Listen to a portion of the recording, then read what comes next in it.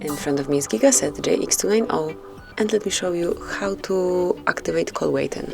So first of all, you have to open your phone dialer, then tap and select more icon and click on the settings. Here locate and open calling account right here, and go to play or any other carrier that you have. Click on additional settings, and here you'll notice call waiting feature. So unless it is active, just mark it to turn it on, and once call waiting is on, you will be notified another incoming calls during another one. So that will be all. This is it. Thank you for watching. Please subscribe our channel and leave the thumbs up.